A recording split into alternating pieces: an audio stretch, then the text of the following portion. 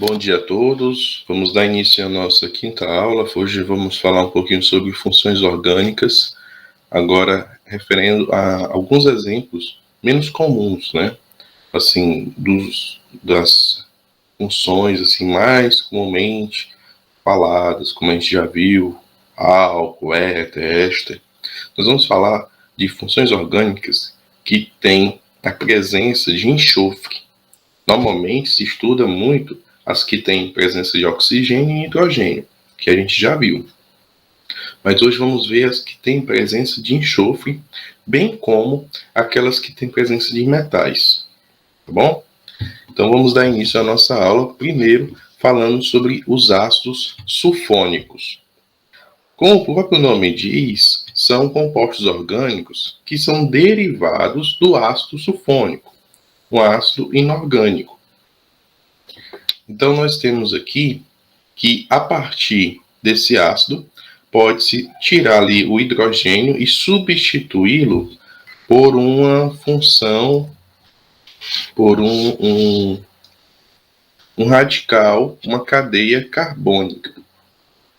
Essa cadeia carbônica, ela vem a ser a mais diversa que você puder. Então, pode ser um único carbono, um metil, ali pode ser 4 carbonos, 10 carbonos. O que vai identificar essa função orgânica de ácidos sulfônicos vai ser exatamente a presença desse grupo funcional aqui, ó. Esse é o grupo funcional, né? O enxofre, como a gente pode ver aqui nesse exemplo, ele vai estar ligado a 6 componentes, ou seja, ele está fazendo 6 ligações covalentes. Isso aqui é um caso, exemplo, de quebra da regra do octeto, ou seja, a estabilidade do enxofre está sendo alcançada com 6 ligações químicas, ok? Então, quando ocorre a presença desse radicalzinho aqui, acompanhado de uma cadeia carbônica, você está diante da função orgânica de ácido sulfônico. E quais são algumas aplicações práticas desses ácidos sulfônicos? Bem, esses ácidos sulfônicos, eles são utilizados principalmente na indústria para a produção de espumantes, que estão aí presentes, por exemplo, no shampoo, detergente, creme dental. Então, o que faz? Promover ou produzir aquela espuma, né, do detergente, creme dental, vai ser esses ácidos sulfônicos, a presença deles. E também, os ácidos sulfônicos podem ser utilizados como detergentes. Como nós podemos observar aqui, um exemplo de um sal de ácido sulfônico, né, por conta da presença desse cátion de sódio, tá? Você tem aí o p-dondecil benzono sulfonato de sódio. Então você tem aí um derivado, né, do ácido sulfônico que reage, né, feito a reação com dióxido de sódio, produzindo esse sal. E esse sal vai ser explorado na indústria de cosméticos, indústrias de produtos de limpeza. Como é que eu dou o nome de um ácido sulfônico? Bem, o ácido sulfônico, ele sempre vai ter esse termo, ácido sulfônico. Então, o nome, basicamente, vai ser encaixar o nome do hidrocarboneto, que considerando aquele radical que está ligado ao ácido sulfônico. Então você isola ele e faz o nome do hidrocarboneto e adiciona antes do termo sulfônico. Então vai ser ácido, nome do hidrocarboneto, sulfônico. Exemplo, nós podemos observar aqui. Você tem aqui o radicalzinho do ácido sulfônico. Vamos que isolar. Como é que é o nome desse hidrocarboneto aqui? 2 carbonos, et. Só ligação simples, etan, fosse o hidrocarboneto, etano. Então o nome vai ser ácido etano sulfônico. Certo? Outro exemplo. Essa estruturazinha aqui vai ser o radical, né, que está conectado. Mas você não encara ele como radical. Vamos ver como é o nome dele de hidrocarboneto. O nome desse hidrocarboneto. Isso aqui é um benzeno. Certo? Um benzeno. Então, o benzeno vai ficar aqui, ácido benzeno sulfônico. Tá? Então, o nome vai derivar do termo benzeno, que vai ser o nome do hidrocarboneto. É um aromático. Outra situação aqui. Você tem aqui, ó, o radicalzinho do ácido sulfônico. Então, você vai dizer o seguinte. Qual o nome aqui dessa estrutura? Desse hidrocarboneto? Você tem 1, 2, 3, 4 carbonos, né, e um radical. Então, isso aqui vai ser você vai também, como o ácido sulfônico aqui, esse radical, esse do grupo funcional, é o que é importante, o carbono que você vai contar como 1 tem que ser o que está mais próximo dele. Então, você vai contar aqui 1, 2, 3, 4, como está aqui no desenho, e o nome aqui desse hidrocarboneto seria o quê? 3-metil butano, né?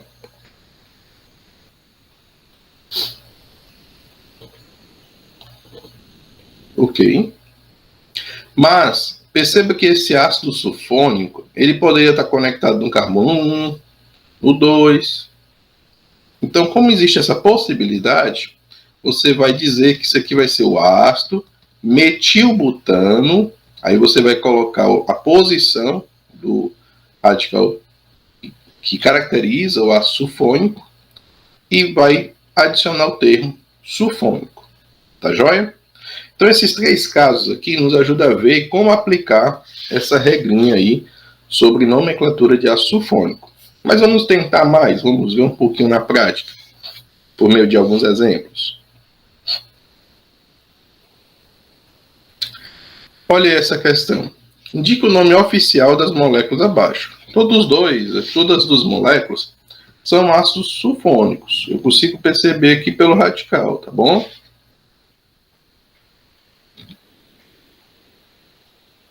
Consigo perceber pelo radical. Então, como seria o nome desse ácido sulfônico aqui? Bem, perceba que esse ácido sulfônico poderia estar conectado aqui ou aqui. Então, você vai dizer que esse ácido sulfônico é o ácido propano, que é o nome desse hidrocarboneto. E aí, como ele não está no carbono 2, mas está no 1, é o 1-sulfônico. Tá joia? Outra situação. Você tem aqui esse hidrocarboneto. Lembrando que você vai contar esse carbono como carbono 1, porque ele está mais próximo do ácido sulfônico, do radical, do grupo do identificador do ácido sulfônico. Então, qual o nome que você vai dar? Vai ser ácido. Aí, como esse camaradinho aqui vai ter 1, 2, 3, 4 carbonos, é um butano. Só que ele tem 2 radicais no butano, nesse butano. Então, isso aqui é um 3,3 dimetilbutano. E como esse ácido sulfônico, que esse grupo do ácido sulfônico está no carbono 1 e não no 2, que ele poderia também estar aqui, né, ele vai ter o nome 1-sulfônico. Tá joia? Então, aqui é bem simples na nomenclatura dos ácidos sulfônicos. Tá ok? Mas existem também outros compostos orgânicos derivados do enxofre. E esses compostos são genericamente chamados de tiocompostos. Certo? Mas a gente vai perceber que, na verdade, é uma multidão de funções. Não é só uma função. Os tiocompostos envolvem vários compostos derivados, tipos de compostos, grupos funcionais diferentes. Só que aqui, para resumir, a gente vai chamar tudo de tiocompostos. Esse termo tio vem do grego teion, que quer dizer enxofre. Então, quando eu falo assim, tiocomposto, é a mesma coisa que eu disser assim, composto de enxofre.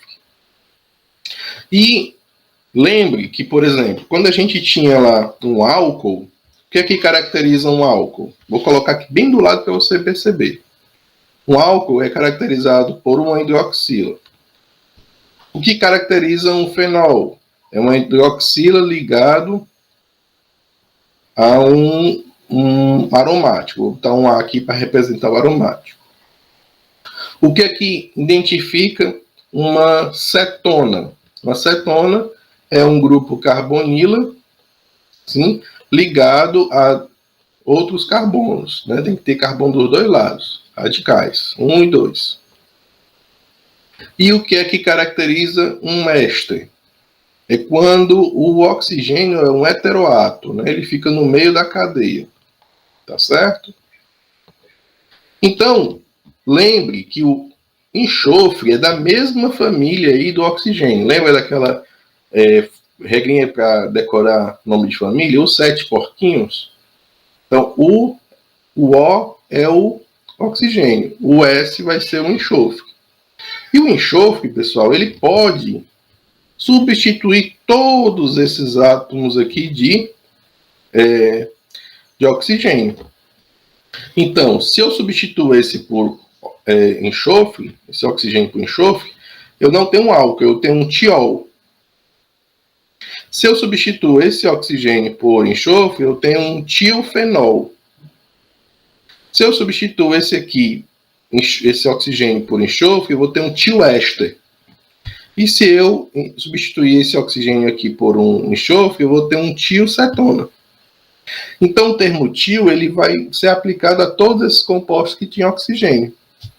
Então, na verdade, eu tenho várias funções, né, que são não componentes mais o oxigênio e sim o enxofre. Tá certo?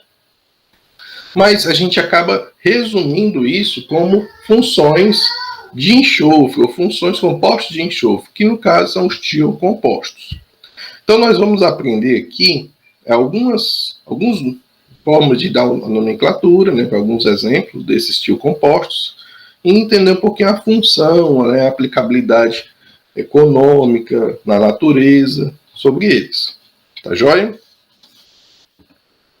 Então, nomenclatura dos tióis. No caso, eu estou falando exatamente daquela situação em que eu tenho aí, que eu posso englobar, né? No caso, os tiofenóis e os tióis em si, que são os que poderia ser o álcool, né? No caso aqui.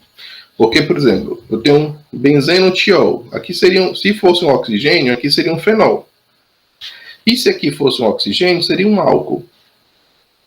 Então, eles juntos, né, a gente pode dar a nomenclatura de uma forma única. E como é essa forma única? Você vai encarar, né, esses compostos como fossem hidrocarbonetos e vai adicionar o termo tiol. Então, se eu tenho aqui, esquecendo isso aqui, olhando só para essa estrutura, como é o nome desse hidrocarboneto? Vou tracejar aqui para você ver, ó, benzeno. Só que está acompanhado aí, que seria uma hidroxila, aqui a gente tem uma estrutura, né, de enxofre e hidrogênio. Então, o nome, o termo que você vai usar é tiol. Então, o nome desse tiofenol vai ser um benzeno-tiol. E aqui você tem um tiol mesmo, né? E aí, como é que você vai dar um nome? Butano, né? Tiol. Só que o tiol, ele pode estar aqui no carbono 1, no 2, né? Então, você tem que identificar a posição. E aí você bota o termo 1. Ok? Onde é que está presente esses compostos, por exemplo, na natureza? Então, vamos ler esse trechinho aqui de um texto, né? Uma reportagem, que a gente vai poder perceber a função, né, na natureza, e depois eu vou mostrar um pouquinho sobre a função assim na indústria, né? Diz assim esse texto: o cheiro dos gambás.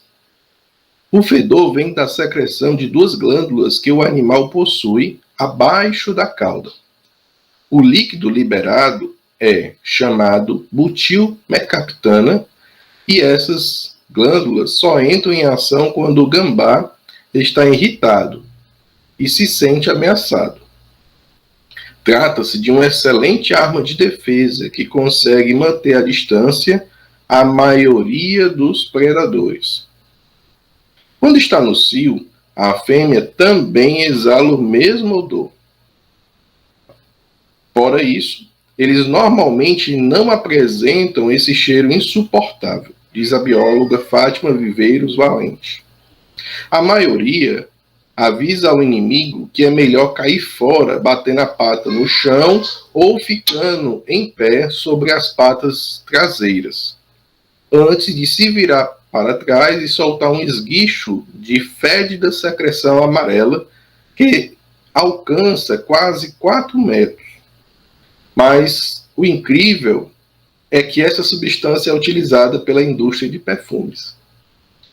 Então essa substância, ela é presente, né, um exemplo de tiol, presente na urina, né, na verdade na urina não, na secreção, fica próximo lá ao aparelho urinário, né, do gambá, e traz um forte mau cheiro. Então o animal em si não apresenta mau cheiro, mas se ele liberar esse esguicho, essa secreção para se defender, aí vai haver um mau cheiro. Mas a fêmea também pode ter esse mau cheiro durante o processo de reprodução, para atrair o macho, tá certo? E aí você já pensou? O animal que vai predar esse gambá, né, por que é uma excelente arma de defesa? Na hora que ocorre esse esguicho, ele vai ficar incomodado, né, com o cheiro. Nós nos incomodamos, né? Vou botar um exemplo aí. A butilmercaptana é uma substância também utilizada onde? Dentro do gás butano. Porque o gás butano, em si, ele não tem cheiro. Ele é inodoro.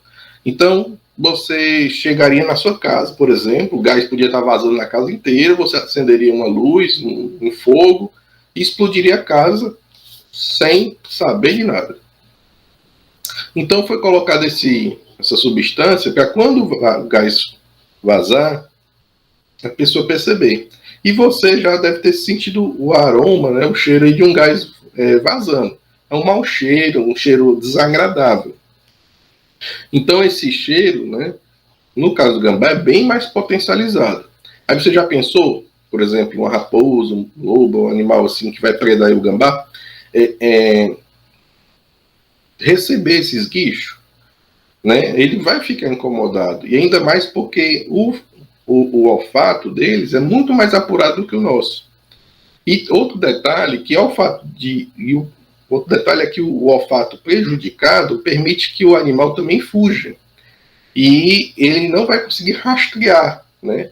Animais como esses, né, tipo lobo, raposa, eles seguiam muito pelo olfato, para perceber onde é que a presa foi. Então, realmente, né, é um exemplo aí natural, né, da aplicação. Mas a gente viu já aqui duas, né, lá dentro do gás butano e também na indústria de perfumes, porque essa substância é um grande... ele tem um grande poder de fixação.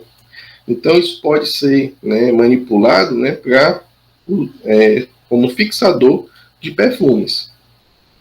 Vamos ver uma questão, por exemplo, que caiu na prova do ITA, em São Paulo, que envolve aí a butilmercaptana, essa substância que também está presente aí no gás butano. A questão diz assim: em julho desse ano, foi noticiado que um caminhão transportando cilindros do composto T-butilmercaptana, que aí ele bota em parênteses o nome oficial, porque esse nome que eu estou lendo, T-butilmercaptana, é um nome usual, né? O nome oficial é 2-metil-2-propanotiol. Né? Então esse caminhão ele tombou na Marginal Pinheiros, na cidade de São Paulo. Devido ao acidente, ocorreu o vazamento dessa substância. Imagine o mau cheiro, né? Quando adicionada ao gás de cozinha, tal substância fornece um odor desagradável. Assinale a opção que identifica a fórmula molecular deste composto. Então, como a gente tem um nome, vamos fazer a fórmula estrutural, e com a estrutural a gente vai saber a molecular, né? Então, é um propanotiol. Propanotiol. Então, vamos pegar logo o termo propano. Vamos escrever aqui um propano. Nós temos aí um propano aqui escrito, ok? Aí, não vou colocar os hidrogênios ainda.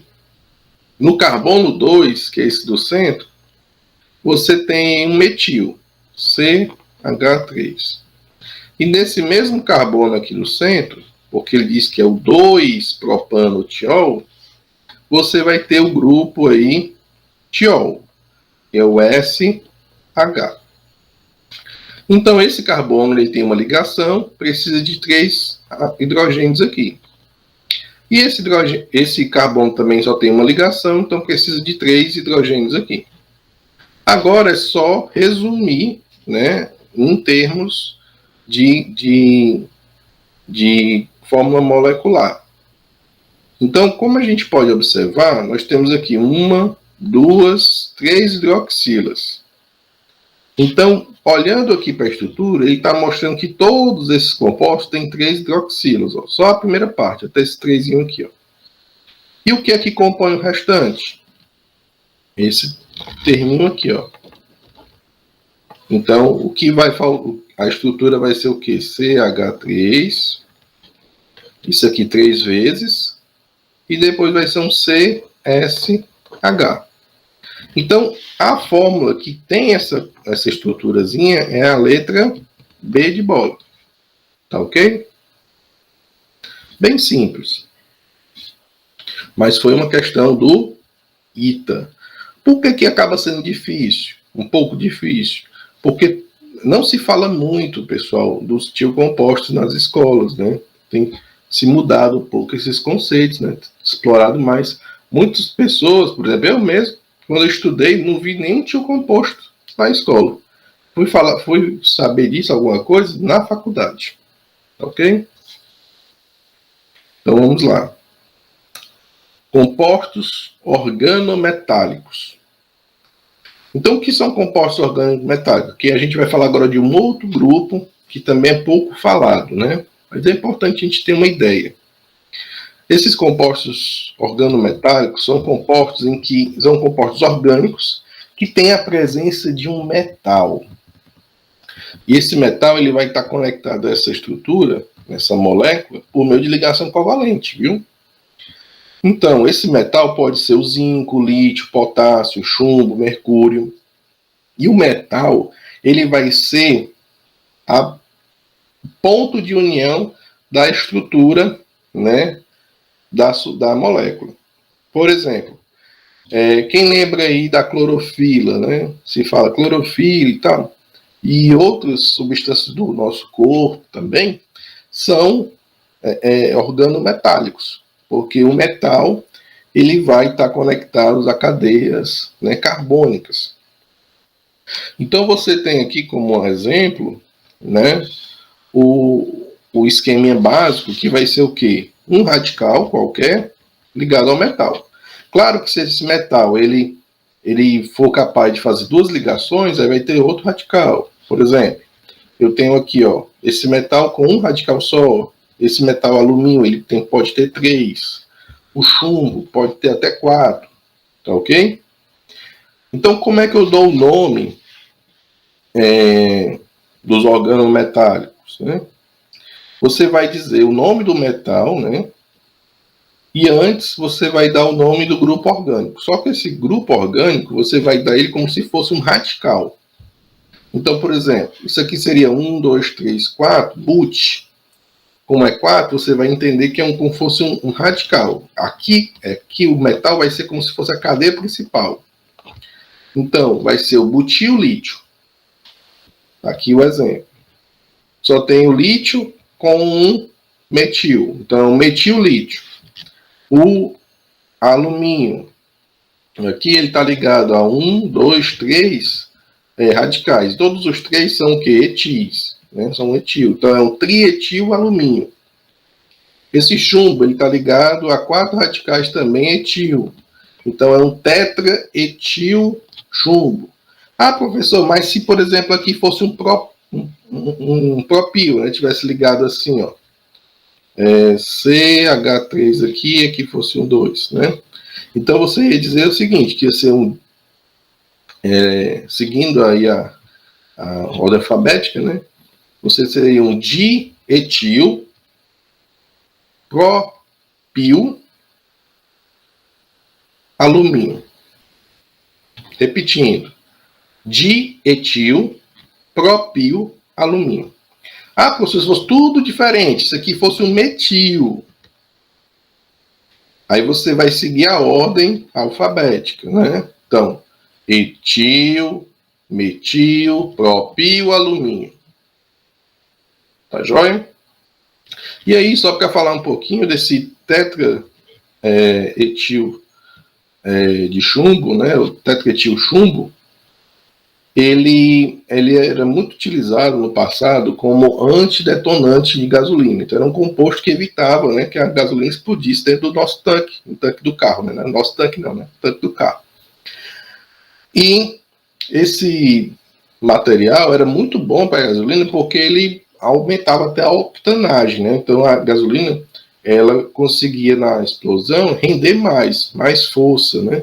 E isso melhorava o desempenho do carro. Mas também liberava substâncias tóxicas derivadas do chumbo, exatamente por conta da presença aí desse metal. Então ele foi proibido, né? Porque estaria trazendo prejuízo, né, para o ambiente, prejuízo à saúde, certo? Então ele foi substituído, né, ao longo do tempo por outras substâncias. Então é importante, né, se refletir sobre os usos, né, de produtos, né, porque nem todo material vai ser tóxico. Então é importante, né? Se algo é tóxico, mas é usual, você pode até usar, mas numa situação muito controlada.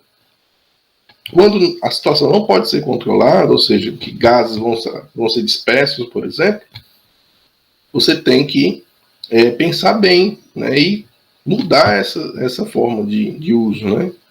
Por exemplo, se eu fosse usar esse produto na indústria, até poderia, desde que eu tratasse o ar que vai ser liberado. Certo? No carro, existem catalisadores que ajudam, né, a tratar, em parte, o ar, mas não era o suficiente para reduzir, né, essa emissão de chumbo. Então é importante a gente ter essa reflexão também do caráter ambiental, porque a gente começa a prejudicar o ambiente e o ambiente prejudicado nos prejudica. Né? Nós precisamos do ambiente em que vivemos, tá certo?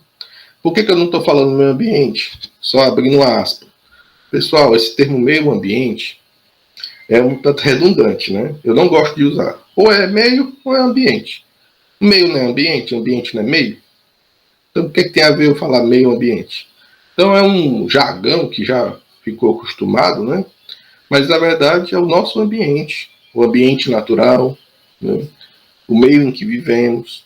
Então, eu prefiro esses outros termos, tá bom? Então, eu prefiro não utilizar esse termo meio ambiente. De vez em quando até eu solto por conta de tanta gente ouvir isso, né, nos noticiários. Tá joia? Então vamos finalizar nossa aula de hoje com um componente, um reagente, que é também um organometálico, só que esse organometálico ele tem uma conexão com um haleto. Uma coisa que eu esqueci de falar, os organometálicos, por ter a presença do metal, eles podem, na verdade, eles vão, né, poder ter um caráter iônico, certo? No caso específico aqui do reagente de Grignard, esse caráter iônico ele é diminuído porque tem aí a conexão com um haleto. Então, essa situação, como a gente está observando aqui, você vai ter aqui metal, ligação covalente, uma ligação iônica, né, com um haleto. Então, aqui, por exemplo, eu tenho aqui um brometo de fenilmagnésio. Então, o magnésio é o grande metal aí da história. O brometo, ele vai estar conectado, né, aqui é esse material. Então pode ser um halogênio ou outras substâncias a metais, tá bom? Então você tem aqui, essa substância ela vai ser importante, por exemplo, na síntese de um outro material orgânico. E a principal função desses reagentes de Grignard é a síntese de produtos orgânicos, né? Como, por exemplo, esse tamoxifeno, né? Que é um remédio utilizado no tratamento de câncer de mama. Então, esses reagentes, eles ganharam esse nome, né, de Grignard em homenagem ao um químico, um pesquisador, François Auguste Victor Grignard, não preciso nem dizer de onde ele é, né, com esse nome François, francês, e ele estudou essa classe de compostos, né, com objetivo, né, de síntese de compostos orgânicos, tá ok? Então aqui também tem como é que faz o nome, né, o nome do haleto, ou, né, o ametal que pode ser utilizado, o grupo funcional, né? No caso, o nome do grupo que está conectado, e o metal. Então, por exemplo, pegando esse exemplo aqui, eu tenho metal, então vai se terminar em magnésio. Aí, esse grupo aqui eu vou encarar do jeito que eu ensinei os órgãos metálicos, não? Então, eu vou encarar como um radical. Então aqui vai ser um metil. Então metil magnésio. Só que ele está conectado aqui com esse haleto que é o cloro. Então vai ser o cloreto de magnésio. Tá joia? Então vai se usar esses termos, né? Brometo, haleto, né? No caso brometo, cloreto, fluoreto, tá bom? De alguma coisa.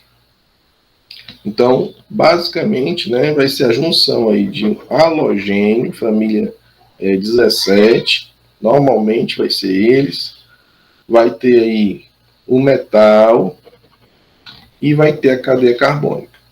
Tá joia? Então, pessoal, com isso a gente finaliza a nossa aula de hoje. Até a próxima aula.